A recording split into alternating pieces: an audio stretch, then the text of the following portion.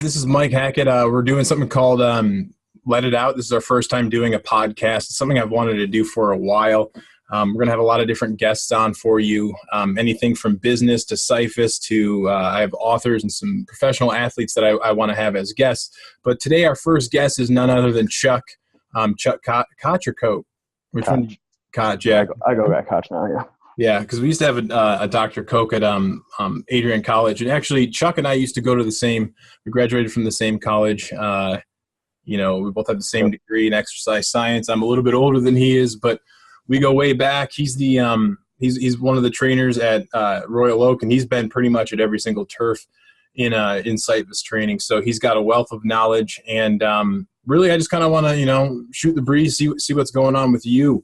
And what's going on like at the penthouse at Royal Oak? I know we got turf wars coming up. How's the vibe going there? Yep, the vibe's good. We got some cliques forming, especially our 5:30 class in the morning, and then our 9:30 a.m. class is actually got a pretty solid group that comes pretty consistently about 4 or 5 days a week. Nice. I know you say cliques and stuff like that. Usually it's the same type of personalities kind of gravitate towards the same people. I know from seeing the other locations in the mothership especially, you got the same folks kind of working out at the same time. They usually kind of feed off that energy. And I know that's what Turf Wars is kind of like that. That's what it's for, is to just kind of be a part of the group, more so than just your average workout. Yeah. Yeah. Mm-hmm. Yeah. Our 5:30 group is usually I call them overachievers, because obviously it takes a lot to get out of bed at 4 o'clock in the morning and get your butt in here, and especially doing Syphus. And they're usually our top performers, but we've got some sneaky people coming up in these other classes. Yeah. Going to give them a run for their money, I think. That's good. I mean, yeah. I still don't get it. Unless I have to actually be there, the one training at 5:30, I can't work out at 5:30 because I don't feel as strong. But yep. It does take a certain individual to have to get up, prioritize, do that workout before the day even begins, especially in the snow when it starts getting colder. Yeah, that's when I feel like the habits start to make a big impact. You'll have people who, obviously, like you said, in the snow, the people that really test people's mental fortitude a lot. Yeah. I know personally, I've been trying to go more at 5:30, 6:30 a.m. just because, I'm getting – some people are trying to challenge me to go with them, but are they? It's definitely not the same vibe as going when I can go at night, like I'm comfortable with. Yeah. And a lot of it depends on like how you prepare, how you fuel for it. Like some people like to work out on an empty stomach. I'm personally one of those people that can go and I have just eaten a meal 30 minutes before, depending on what it is. But some people, they're morning people, I guess. No, I'm not a morning person, but I have to be fasted to be able to perform Syphus at my best, I think. You do? Yeah. How long usually? Do you know? It's usually a good 3-4 hours for me. Really? Yep. I got to have something in my system. I can go either way, but I feel like if I eat like an hour and a half before, that's like my good zone. Nothing too heavy. Yeah. But, that and hydration. Oh yeah, hydration is the biggest thing. But the food, if it's hour, even 2 hours, is still pushing it for me. No matter what I eat, it's really, even something simple like bananas or grapes or avocados, even that kind of stuff. Still, it's just too much sitting in my stomach. Yeah. No, I've had some horror stories on the turf, especially come March Mayhem or Turf Wars or something like that. I eat the wrong thing. I think that's more of nerves than I think that's your nerves getting to you more than the food. I don't know. Sometimes I opt for the Thai food before the workout, and I think that's going to help me out, but that usually doesn't do it. Yeah, you're just a crazy man. That's all. Right. Yeah. So I was thinking about it today. Actually, I was on the drive home. I was just thinking about like different turf war memories that I have. We have the 3 different competitions in turf wars: March Mayhem and Survivor. And Turf Wars is the second longest one. And I think this is our 4th year. Yeah, this is our 4th year doing it because we didn't do it until Harrison jumped on the scene. Yep. And I was wondering if you had any like memories specific to like Turf Wars in the past, either in the competition or what have you. I know I thought of one that was just making me laugh, but I have more obviously memories from the March Mayhem. Hmm. obviously because it was more of a personal achievement goal type deal with the year that I won it with Christina, and that was more of the impactful because it was more of a personal thing. Right. But there's just so much with the turf wars with all the different people, and I know like last year was big because we're new at Royal Oak, and I believe we beat St. Clair Shores near the end of turf I wars. really don't recall. I know Uh, that I was kind of me personally was jumping around from location to location, but I was in Royal Oak for a good amount of it, but I don't remember like what the scores were. yeah, I don't recall. I just know there was a couple days where it was really close, and there's a couple. It's like I was talking to Tim today. Actually, our morning classes, like I said before, are our higher scoring people. So Yeah, and we have a lower attendance than like Harrison does or like St. Clair Shores does. So the higher scores have a bigger impact as to exactly. the lower scores. So come the morning classes are done, and we were just like killing it because all of our 900 finishers, 800 scores were Right. gone already. And then everybody's like, oh no, what's going on at Royal Oak? They're a bunch of monsters over there. Then they don't realize we only had like 20 or 30 people go. And Right. then the evening classes hit, and that's when more of the like the little slower people or the 500 600 scores come in Mhm. and then kind of like drop that average.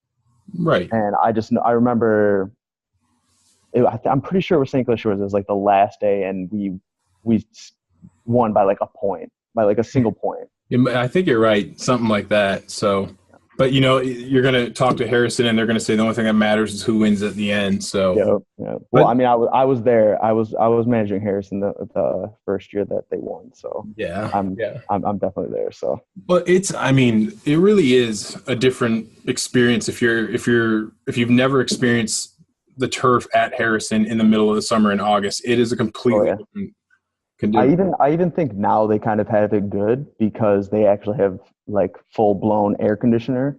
That's true. Where when I was working there, the air was on, but it wasn't functioning Yeah. as well as it was supposed to. So half the days I wouldn't even turn it on. No. And you can ask anybody who worked out with me that summer. I was changing my shirt 2 or 3 times just like a shift from working because it was so terrible in there. Yeah. I mean, they only had like the one unit, and for people who don't know, it's like 30-foot tall ceilings, like all metal.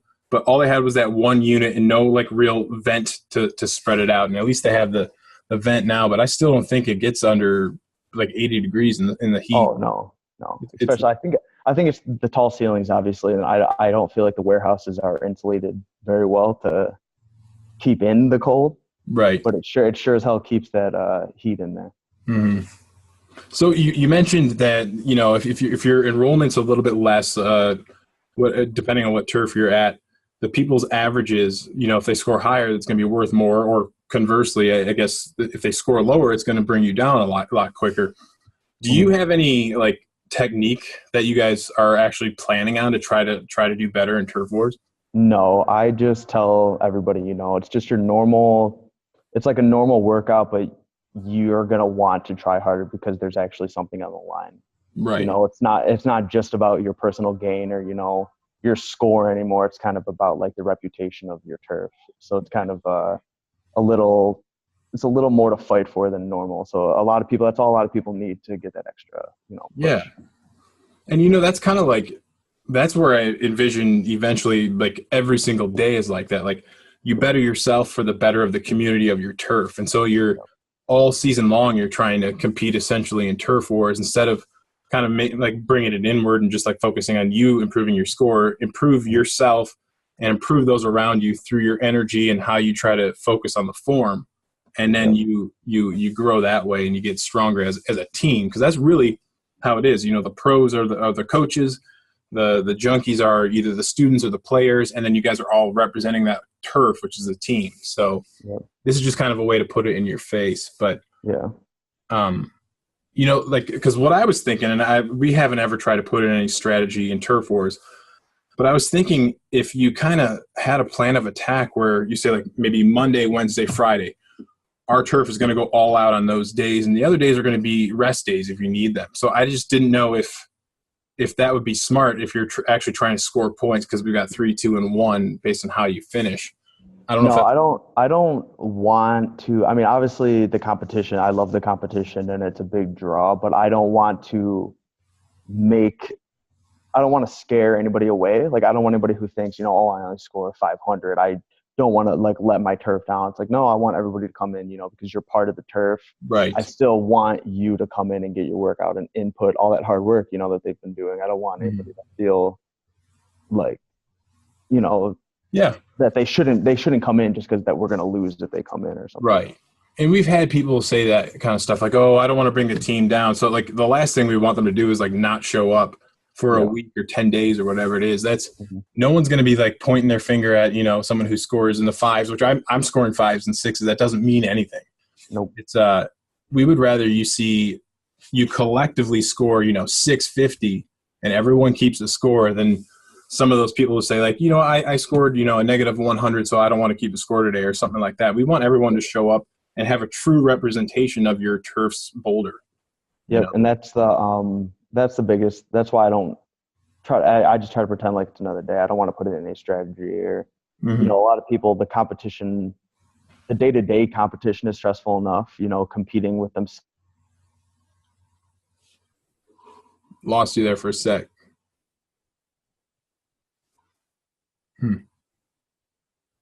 Yep, I got you. All right, sorry. Yeah, lost you there for a sec. Oh, that's good. But yeah, it's like I said. I was saying the competition a day to day is enough for most people. And the stress of beating themselves or beating their friends or the other people on the turf that they don't quite know. Right. So I don't want to add in an extra layer of like come in and now it's a competition. Like you have to come in and go extra hard these days. And when most people come in and give it their best every day. There's very few people who come in and don't give it everything every time they come in. Yeah. No, I totally agree with that. I do think that there is an element to positive reinforcement, saying like, hey, you're my comrade in this battle together. Let's try to push it. And that's something I like to do, is make it where it's like, instead of you guys competing against each other, compete with each other to a bigger goal. It's not just a beating, Joe next to me. It's Joe and I working together to beat, St. Clair Shores or Brownstown or Shelby. That's exactly it. And that's what it's designed for. And it's, if you see the person next to you kind of pushing themselves a little bit harder than they usually do, maybe taking a little bit less of a rest, that usually is going to inspire you. And if you got 10 people in your class, hopefully it's infectious and it keeps the throttle, going. Yeah. But yeah, no, at the same time, you don't want to discourage anybody from, first off, chasing the score more so than actually compromising form. Well, that's funny, because that's actually something I remember from Turf Wars at Harrison, when Harrison won the first time, was the room, it was such a dense like feeling, and it was such a crazy energy that I was afraid to speak to people, like I was like, oh, these people are like, they're in it today. They're here to win this. They're not messing around. Like people who normally take breaks aren't taking breaks. People chit chat sometimes in between. I wouldn't say a word to anybody. Just let them go, let them do their things, aside from form, anything form they didn't know. But besides that, it was definitely an intense. I think personally, that's when Syphus is at its finest, when almost like the teacher or the pro does not have to say anything. And you could hear a pin drop. If you turn down the music, it's like almost like eerily quiet, because people are so focused on what they're doing. They know the board. They know exactly how to do everything. That's when it's like you said, it's palpable. You can feel the energy, and it's all like an organism kind of moving together as one. It's pretty nuts. Yeah, and the people, it's instead of people, some people get so competitive that they're worried about each other, and in that moment, they're more worried about working with each other, and instead of kind of looking at like, oh, so and so's kind of cheating on this, they're looking like, come on, like pulling each other, let's do this, let's beat St. Clair Shores, let's beat Harrison. Right. That's a huge thing, because it's human nature to either look to your left or right, or look over your shoulder, or look ahead to see who you're trying to catch. Whereas in this, like, I don't want to compare it to like war or battle or anything like that, but you guys are all pushing, striving for the same goal. So you want the best for the person that's next to you rather than saying like, I got to outdo the person next to me. Yep. And that's really the take home, like, objective of what turf wars is, to feel that feeling, that sense of community, I think. Yeah, I agree. Mm-hmm. So I know you guys got a class coming up here in a few minutes, so I don't want to keep you much longer. Do you have any, I don't know, anything that like you would say to like your home turf about like something inspirational or like a pep talk or anything like that? No, my home turf hears it from me enough. The only thing I have is the advice of sleep well, rest, rest, eat, don't overstress it. It's just another day, Mm-hmm. Some people, change up their routine, or, oh, I'm going to take a pre-workout today, or I'm going to go an extra 2 days this week. And it's like, just do your normal routine, just keep it the same, because that's when you're going to perform your best. Yeah. I mean, those are wise words. I mean, I've made the mistake of doing something like that. Like, oh, I'm going to eat a certain way or change something up. And then it just backfires instead of just kind of doing what you've always done. And then just maybe tap in a little bit more so when you're actually on the turf. I made that mistake early on when I was still interning, actually, and we had a competition, I think, at St. Clair Shores. And I come in and I was like, I'm going to take a pre-workout before I go. And I took a pre-workout. It was like the worst workout I've ever had. And I haven't taken one since then. So really, yeah. Back in the day, like when I say back in the day, I mean, this is back 6-7 years ago when we were first starting Syphus. I used to take an arginine, like not VO2, NO2, like Explode, where you just got this massive pump. And 5 minutes into the workout, your calves are like on fire and cramping up. Your shoulders are all like, you got that trap pump that you don't want. Yeah. I mean, your heart's pumping enough and you're getting enough oxygen in your body that 15 minutes into a Syphus workout, you're going to be getting enough blood to your extremities. So I don't know why I ever thought that was smart, but that's the meathead mentality that I used to have and a lot of us guys had. Yeah. It's still a widespread thing, but people always ask me all the time, what pre-workout do you take? It's like nothing. Right. Good old rest. Yeah. Get good sleep, eat well, and you'll be all right. Just give it a euro. Yeah. Cool, man. Well, this is our first one. I'm looking forward to doing a lot more. Thank you for taking the time, and hopefully anybody watching this gives us some suggestions as to who you'd like to hear from. And hopefully we'll make this a regular thing. So thanks a lot, Chuck. No problem, Mike. Thanks for having me. All right. We'll see you, bud.